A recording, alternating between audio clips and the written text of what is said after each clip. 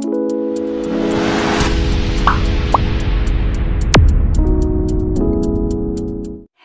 Students, my name is Sonia Rathi and welcome to my YouTube channel Chemo Hub by Sonia.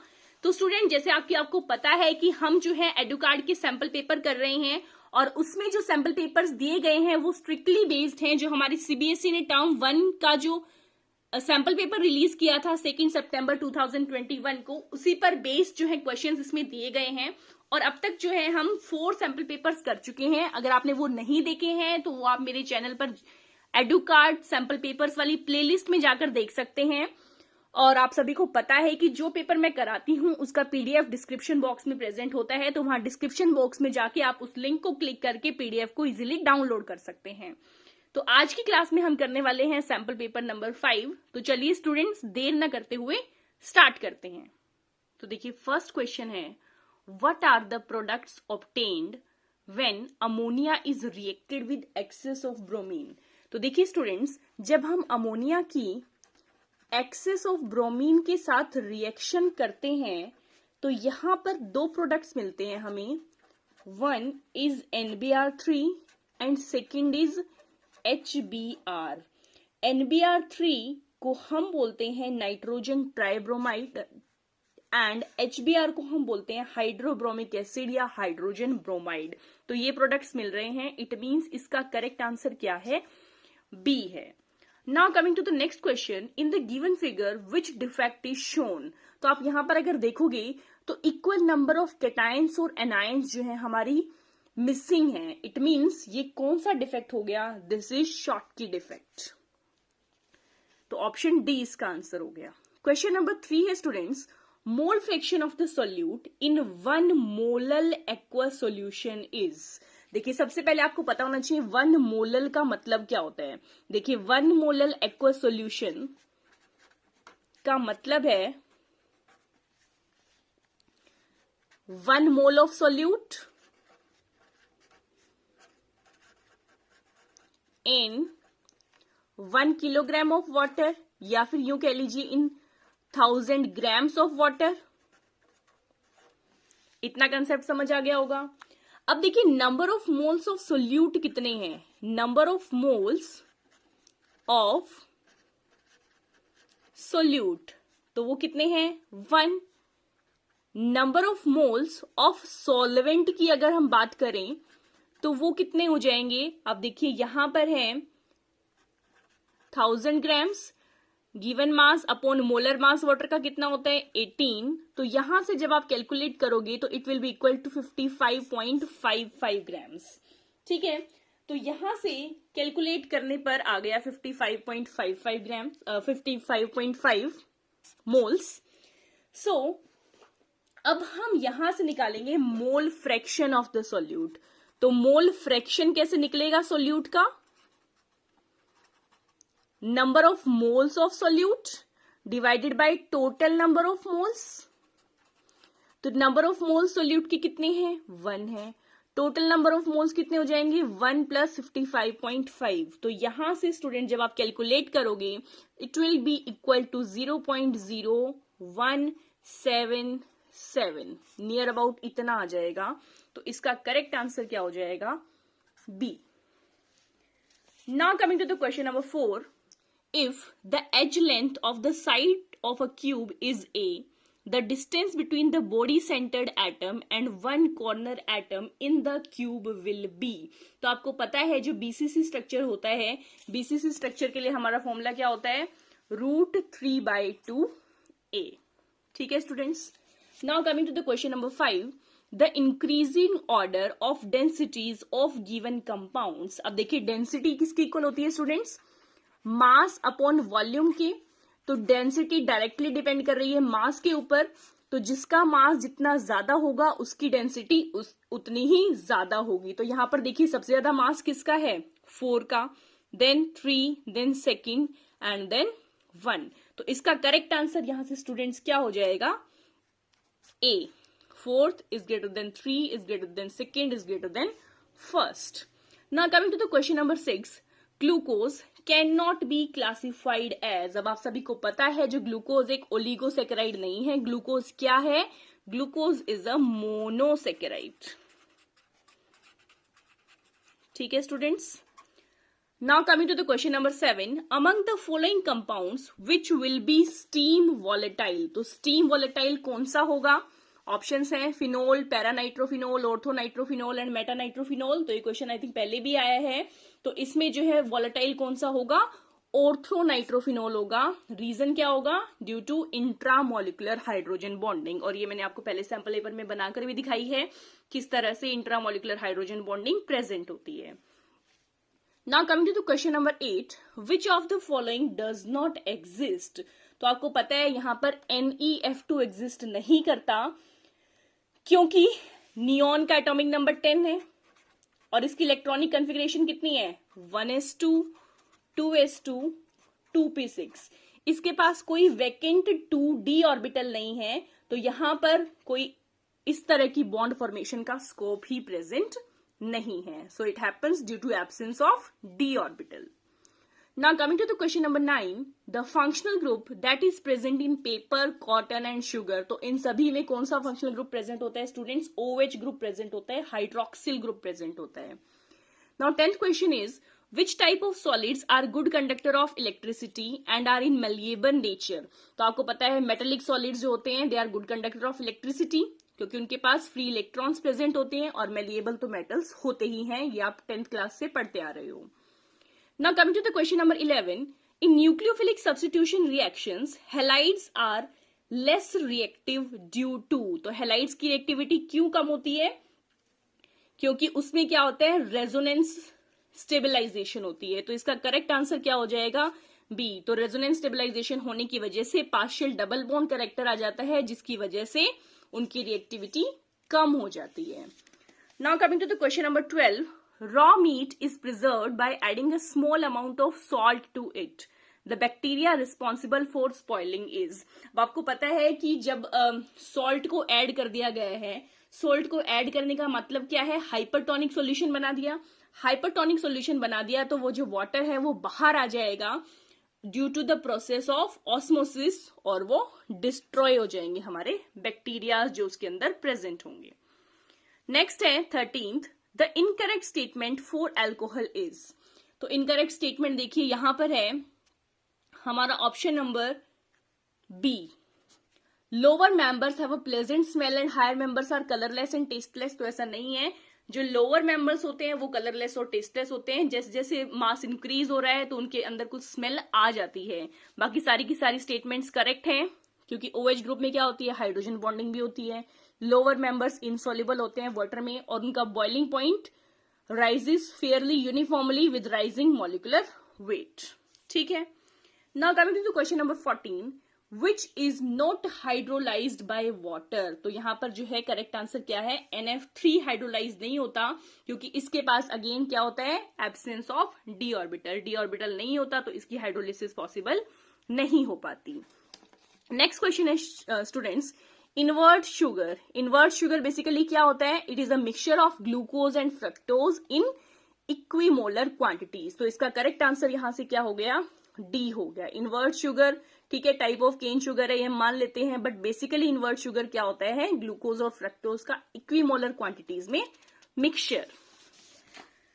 Now coming to the question number 16, racemisation occurs in. तो ये तो बहुत easy सा question है, आप सभी को पता है कि रेसिमाइजेशन किसमें होती है? SN1 में होती है। अगर इसका अपोजिट पूछ लिया होता like they have asked for inversion of configuration किसमें होती है, तो वो किसमें होती है? SN2 में होती है। अब आते हैं क्वेश्चन नंबर 17 पे। अब इसमें देखो रिएक्शन दे रखी है, यहां पर फिर OH का अटैक हुआ और यहां पर OH इस साइड में जाकर जुड़ गया, अपोजिट साइड में जाकर जुड़ गया। इसका मतलब क्या है? इसमें कौन सा रीजन करेक्ट है? तो reaction proceeds via SN2 mechanism and hence inversion of configuration takes place. तो ये बात बिल्कुल सही है, तो इसका करेक्ट आंसर हो गया A। Now coming to the question number 18, in the given halides bond length is maximum in. अब आपको पता है जैसे जैसे डाउन द ग्रुप आते हैं तो बॉन्ड लेंथ क्या होती है? इंक्रीज होती चली जाती है। तो इसका करेक्ट आंसर क्या हो जाएगा? HI। नेक्स्ट है 19th question, 15 gram of methyl alcohol is dissolved in 35 gram of water. The mass percentage of methyl alcohol in solution. अब देखिए मास परसेंटेज हम कैसे निकालेंगे, किसकी पूछी है, मिथाइल एल्कोहल की पूछी है। तो क्या हो जाएगा, मिथाइल एल्कोहल ऑलरेडी कितना दे रखा है 15 डिवाइडेड बाय टोटल मास कितना है हमारा सॉल्यूशन का 15 प्लस 35 हो जाएगा, क्योंकि 15 दे रखा है मिथाइल एल्कोहल का और वाटर दे रखा है 35 ग्राम्स। तो 15 अपॉन 15 प्लस 35 इंटू 100 मास परसेंट की बात कर रहे हैं। तो यहां से जब आप कैलकुलेट करोगे तो it will be equal to 30%। तो इसका करेक्ट आंसर क्या हो गया स्टूडेंट्स, बी 30%। इसके बाद है question number 20। An element A burns in nitrogen to give an ionic compound B, which reacts with water to give C and D. And देखिए यहां पर थोड़ी सी मिस्टेक है, इसे आप करेक्ट कर लीजिएगा। यहां पर है C. C is used in white washing. Identify A, B, C and D. अब देखिए ये जो इन्होंने कहा है C व्हाइट वॉशिंग में यूज कर रहे हैं, इसका क्या मतलब है कि C जो है हमारा वो क्या है, कैल्शियम हाइड्रोक्साइड है। तो इट मीन्स हमारा जो A है वो क्या होगा, कैल्शियम होगा। और जब उसकी नाइट्रोजन के साथ रिएक्ट करी तो क्या बन जाएगा, CA3N2 बनता है। और उसके बाद वाटर से रिएक्शन करने पर क्या बन गया, कैल्शियम हाइड्रोक्साइड और अमोनिया रिलीज हो गया। तो 20th का आंसर क्या हो जाएगा, B. So that will be the correct answer. Now coming to the question number 21. DNA is different from RNA because DNA contain. अब DNA के अंदर क्या होता है आपको पता है, डीऑक्सीराइबोज शुगर होती है। तो ये दोनों तो ऑप्शन अपने आप ही गलत हो गए। तो डीऑक्सीराइबोज होती है और यूरेसिल तो नहीं होता, उसमें क्या होता है, थायमीन होता है। तो किस तरह से डिफरेंस है डीऑक्सीराइबोज शुगर एंड थायमीन के। Now coming to the question number 22. Which is the least basic? तो least basic यहां पर कौन सा होगा, NF3। क्यों ऐसा है, क्योंकि फ्लोरीन जो है ज्यादा इलेक्ट्रोनेगेटिव है, तो इसलिए ये क्या करेगा, नाइट्रोजन के पास जो इलेक्ट्रॉन्स डोनेशन के लिए अवेलेबल हैं उनको अपनी तरफ अट्रैक्ट कर लेगा, जिसकी वजह से इसकी बेसिसिटी क्या हो जाएगी, डिक्रीज हो जाएगी। Now coming to question number 23. Which of the following pairs will produce anisole? देखिए एनिजोल की प्रिपरेशन के लिए हम रिएक्शन यूज करते हैं एक, आप सभी को पता है, हम लोग फिनोल लेते हैं। फिनोल की रिएक्शन हम करते हैं मिथाइल आयोडाइड के साथ इन प्रेजेंस ऑफ बेस। तो जब हम रिएक्शन करते हैं तो यहां पर हमें क्या मिल जाता है, वी गेट एनिसोल और HI अलग हो जाता है, ठीक है ना। ये HI यहां से अलग हो गया और ये OCH3 जाकर जुड़ जाता है। तो बेंजीन के ऊपर जब OCH3 होता है इसको हम बोलते हैं एनिजोल। तो देखिए हमने कौन कौन से कंपाउंड्स यूज किए, हमने यूज किया C6H5OH, हमने NaOH और CH3I। तो इसका करेक्ट आंसर क्या हो गया स्टूडेंट्स, B हो गया। अब आते हैं नेक्स्ट क्वेश्चन पर, question number 24. The total number of electron pairs of some xenon compounds are as follows. कुछ हमारे xenon के कंपाउंड के नंबर ऑफ इलेक्ट्रॉन्स दे रखे हैं। पूछा है which complex is linear in shape, तो कौन सा कॉम्प्लेक्स जो है लीनियर होगा। तो आपको पता है यहां से कि हमारा लीनियर कॉम्प्लेक्स कौन सा होता है, XeF2 होता है, क्योंकि इसके पास अब देखो lone pair of total electron pair 5 present है, तो 2 तो उसमें बॉन्डिंग में पार्टिसिपेट कर रहे हैं, जबकि 3 हमारे पास जो है लोन पेयर की फॉर्म में प्रेजेंट है। इसलिए जो जिनोन है वो अपने आप को लीनियर फॉर्म में अरेंज कर लेगा। इसकी जो हाइब्रिडाइजेशन होती है कितनी हो जाएगी, sp3d, क्योंकि हाइब्रिडाइजेशन ही पूछ सकते हैं, तो इसलिए स्ट्रक्चर यहां पर क्या है हमारा, लीनियर है। Now coming to the question number 25. A 5% solution of cane sugar is isotonic with 1% solution of substance X. The molecular weight of X is. अब देखिए आपको यहाँ पे क्वेश्चन किस तरह से करना है, क्योंकि आइसोटोनिक सॉल्यूशन है, इट मीन जो मोलर कंसेंट्रेशन हमारी केन शुगर की है वो किसके इक्वल होगी, कंसेंट्रेशन ऑफ हमारा सब्सटेंस X के। तो हम किस तरह से निकालेंगे, अब यहाँ पर देखो, यहाँ आपको देखिए आइसोटोनिक का मतलब क्या है, molar concentration of sugar is equal to the molar concentration of substance X। तो देखिए हम मोलैरिटी कैसे निकालते हैं, नंबर ऑफ मोल्स हम लेंगे केन शुगर के, नंबर ऑफ मोल्स हम किस तरह से निकालते हैं, given mass upon molar mass. तो देखिए गिवन मास कितना है, 5% दे रखा है, इट मीन्स 5 ग्राम प्रेजेंट है। Then molar mass is given 342 grams है, इनटू 1000 कर देंगे। ऐसे ही कंसंट्रेशन हम x की जब निकालेंगे तो वो क्या हो जाएगी 1। हमें इसका क्या निकालना है, मॉलिक्यूलर वेट निकालना है, इनटू 1000 कर देंगे। तो यहां से स्टूडेंट जब आप x की वैल्यू निकालोगे तो वो आ जाएगी हमारी 68.4। तो इसका करेक्ट आंसर क्या हो जाएगा स्टूडेंट्स, सी हो जाएगा 68.4। नेक्स्ट क्वेश्चन है question number 26। The freezing point of a solution containing 60 gram of glucose, molar mass is given in 250 gram of water is. तो यहां पर देखिए स्टूडेंट्स, आप लोगों को फॉर्मूला पता है क्या होता है, delta T F is equal to K F into M.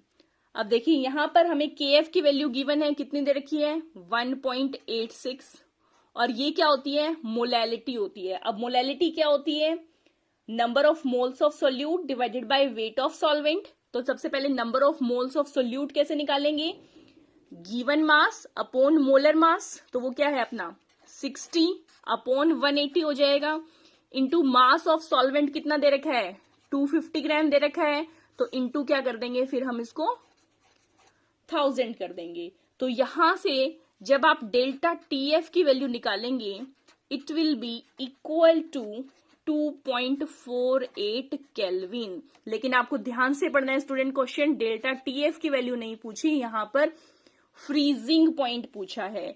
तो फ्रीजिंग पॉइंट फिर आप किस तरह से निकालोगे स्टूडेंट्स, आप 273.15 में से 2.48 केल्विन को माइनस करेंगे, तो यहां से जो हमारी वैल्यू आ जाएगी दैट विल बी 270.67 केल्विन। तो हमारा करेक्ट आंसर क्या हो जाएगा, बी, ये हमारा फ्रीजिंग पॉइंट निकलेगा। Okay students, now coming to the question number 27। Calculate the number of monochloroderivatives that formed when neopentane is chlorinated। देखिए इस टाइप का क्वेश्चन जो हमारे लास्ट सैंपल पेपर में भी था।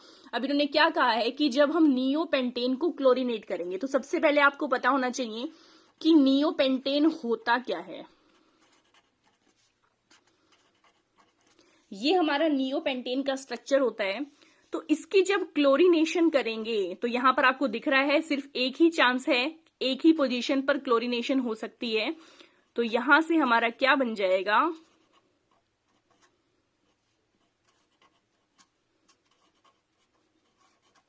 ये बन जाएगा 1-chloro-2,2 डाइमिथाइल प्रोपेन। इसके अलावा कहीं और क्लोरीन नहीं लग सकता।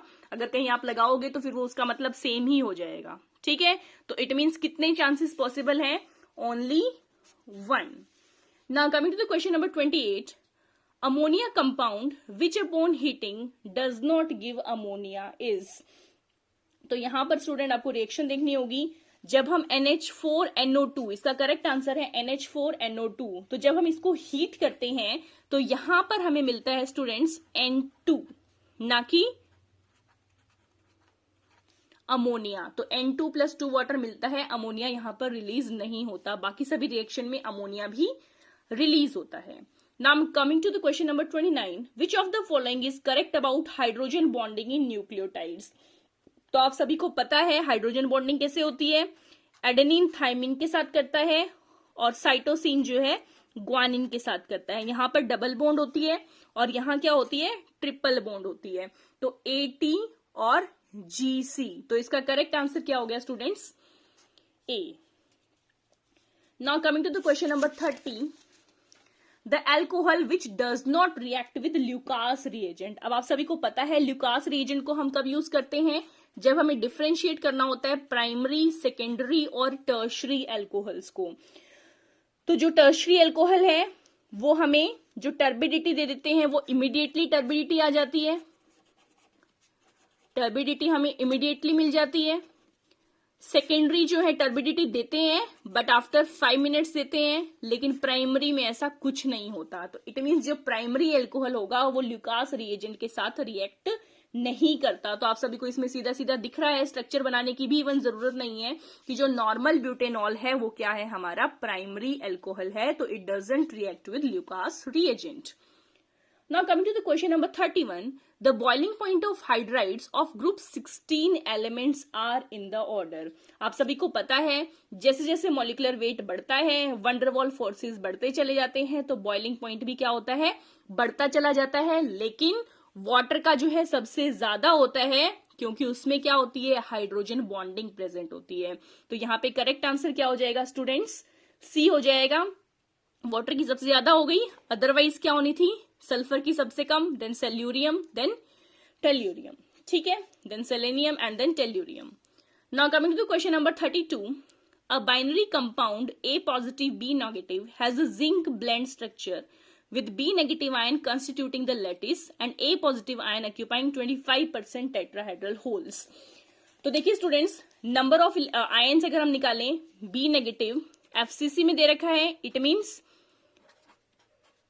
एक तो हमारे कॉर्नर्स पर प्रेजेंट होंगे प्लस फेस सेंटर्ड भी होंगे। तो यहां से जब आप कैलकुलेट करेंगे तो क्या आ गए हमारे बी नेगेटिव, कितने आ गए, 4 आ गए।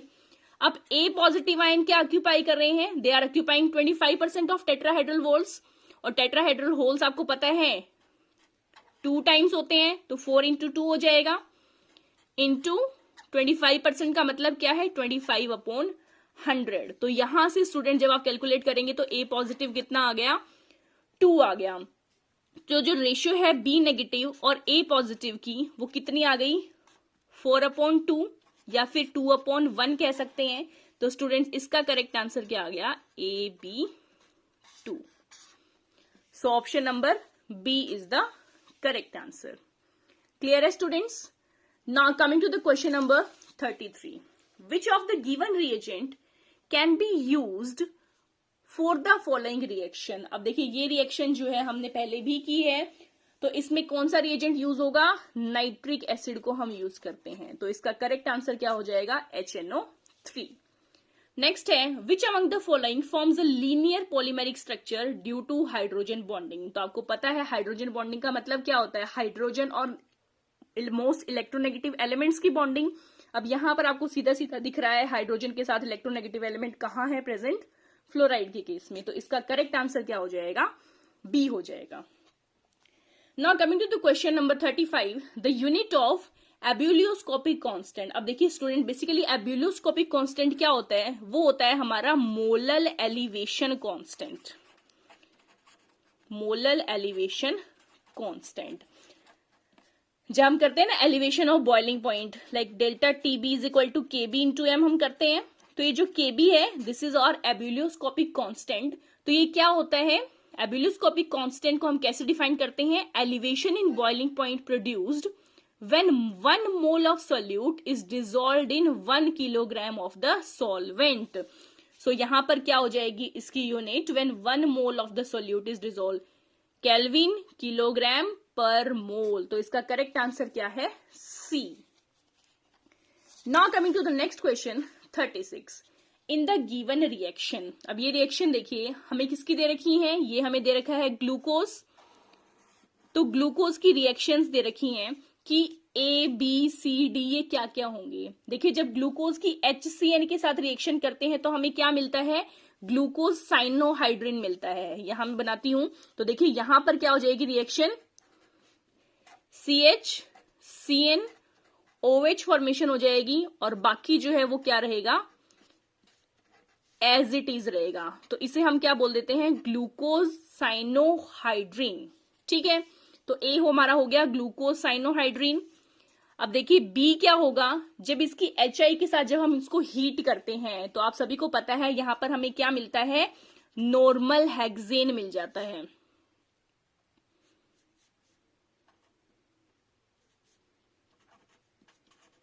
यहां पर फॉर्मेशन हो जाती है नॉर्मल हेक्सेन की। ठीक है, तो B क्या हो गया हमारे पास, नॉर्मल हेक्सेन। अब देखिए जब इसकी ग्लूकोज की रिएक्शन की हमने bromine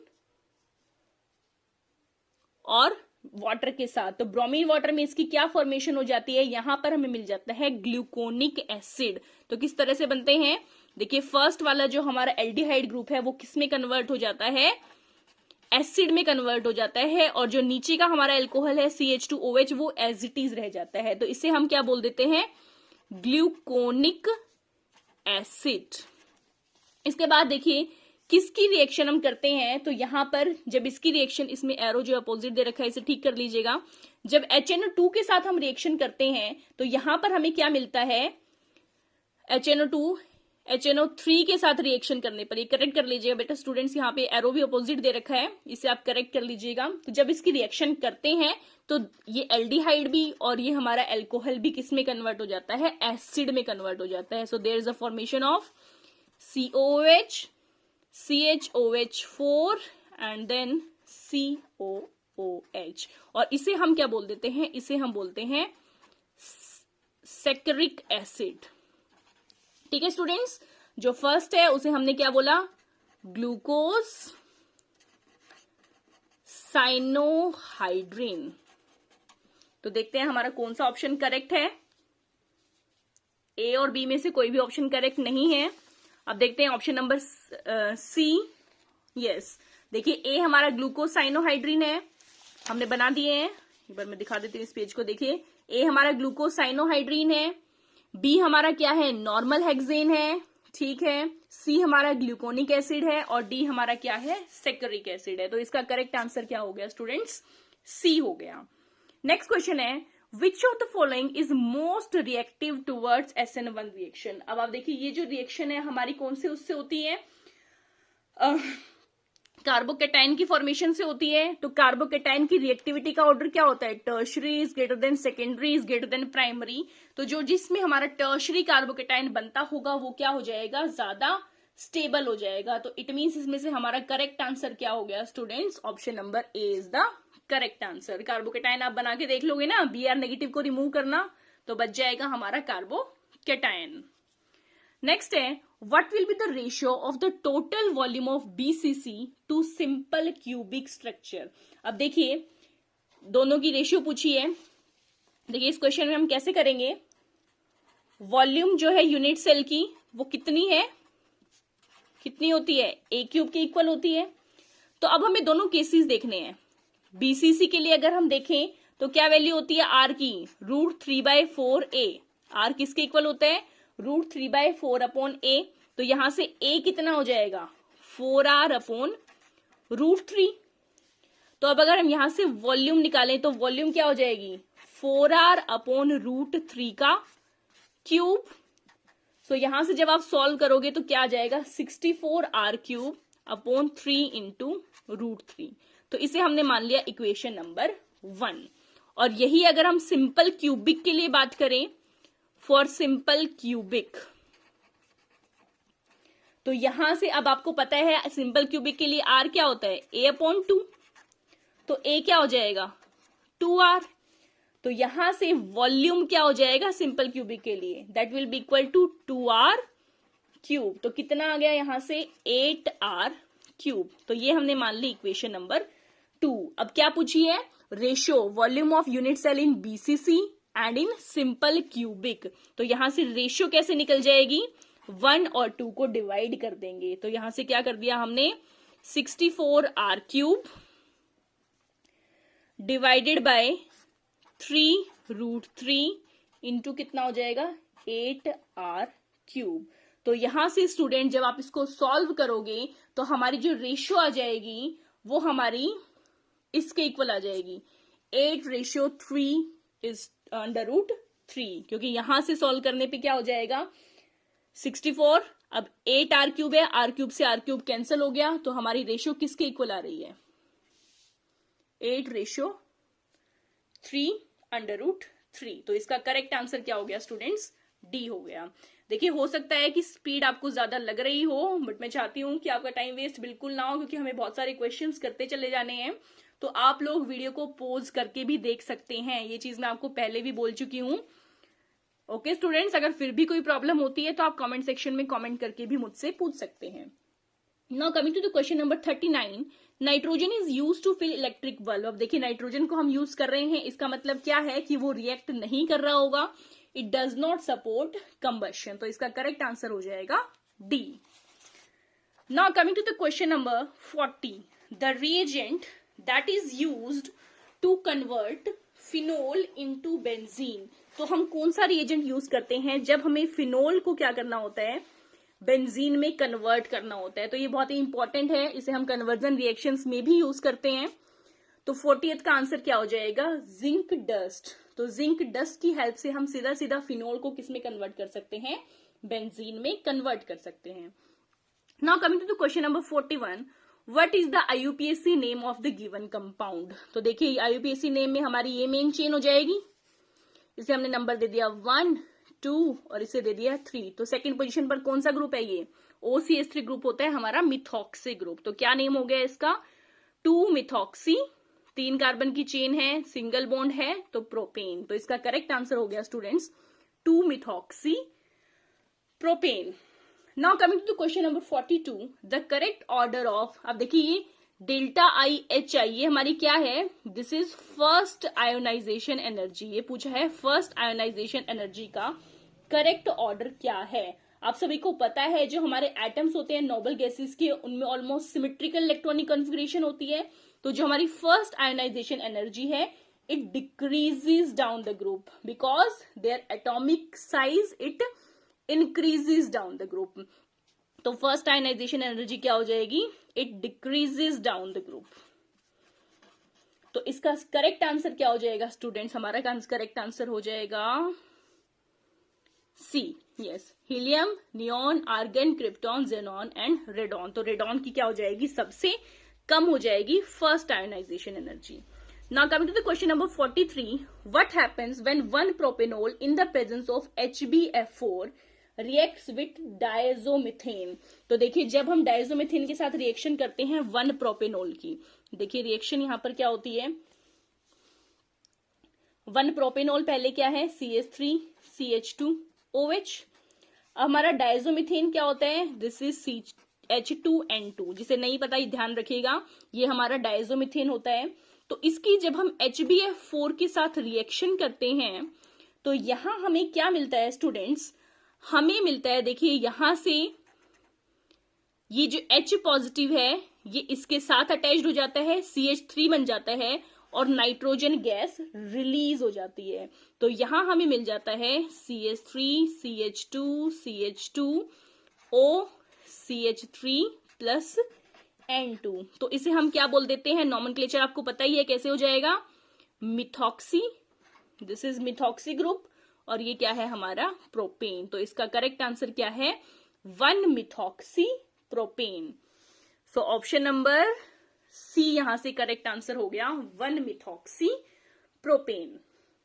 now coming to question number 44, halogenation, sulphonation, Friedel Craft reaction, haloarenes की जो ये सभी रिएक्शंस होती हैं, ये किस चीज का, किस टाइप की रिएक्शंस होती हैं, तो आप सभी को पता है ये हमारी क्या होती हैं, इलेक्ट्रोफिलिक सब्स्टिट्यूशन रिएक्शंस होती हैं बेंजीन की। अब हम आते हैं नेक्स्ट क्वेश्चन पे, वो जो हमारे रीजनिंग और असर्जन और रीजनिंग वाले क्वेश्चंस होते हैं। तो इसमें देखिए students, question number 45, the reducing nature of hydrides of group 16 worries in the order. तो ऑक्सीजन की जो है सब H2O की सबसे कम दे रखी है। तो इसमें देखिए यहां पर ये ऑर्डर बिल्कुल सही दे रखा है और bond dissociation enthalpy of group decreases in the order, yes. तो ये रीजन भी करेक्ट दे रखा है क्योंकि आपको पता है कि जो bond dissociation enthalpy it decreases down the group due to increase in the bond length. तो इसका करेक्ट आंसर क्या हो गया, ए हो गया कि असर्शन और रीजन दोनों ट्रू है and reason is the correct explanation of A. अब देखिए question number 46, 2-bromo-octane on hydrolysis proceeds with inversion of configuration। देखिए यहां पर ये बात बिल्कुल सही है, this reaction proceeds through the formation of carbocation. ये रिएक्शन हमारी क्या है, ये बात बिल्कुल गलत है। रिएक्शन फॉलो तो करती है SN2 मैकेनिज्म को, it doesn't proceed through a carbocation formation. तो इसका करेक्ट आंसर यहां पर क्या हो गया स्टूडेंट्स, सी हो गया। Now coming to the question number 46, अच्छा ये तो हमारा हो गया 46 क्वेश्चन हमने कर दिया है। Now coming to the question number 47, soft drinks are sealed under high pressure to increase the solubility of carbon dioxide. बिल्कुल सही बात है, असर्शन ठीक दे रखा है। Rawls law states that the vapor pressure of a non-volatile component in a given solution is given by Pi is equal to Xi Pi। तो यहाँ पर ये स्टेटमेंट रॉन्ग दे रखी है। इट मीन्स हमारा असर्शन ट्रू है लेकिन रीजन फॉल्स है, तो इसका भी करेक्ट आंसर क्या हो गया, सी हो गया। Now coming to the question number 48, nitric oxide on heating becomes yellowish in colour, बिल्कुल सही बात है। On oxidation NO oxidises into yellow brown coloured NO2 ये बात भी बिल्कुल सही है और ये इसका करेक्ट रीजन है, तो इसका आंसर क्या हो जाएगा, ए हो जाएगा। Now coming to the question number 49, azeotropic mixture are formed only by non-ideal solution and they may have boiling points either greater than both the components or lesser than both the components, बिल्कुल सही बात है। The composition of the component of azeotropic mixture have changed, ये गलत statement है यहाँ पर, क्योंकि जो है हमारे सेम टेम्परेचर पे जो कंपोजिशन है हमारे कंपोनेंट्स की वो कभी चेंज नहीं होती, तो यहां पर इसका करेक्ट आंसर क्या हो जाएगा, सी, कि असर्शन ट्रू है लेकिन रीजन हमारा फॉल्स है। Now coming to next question, question number 50।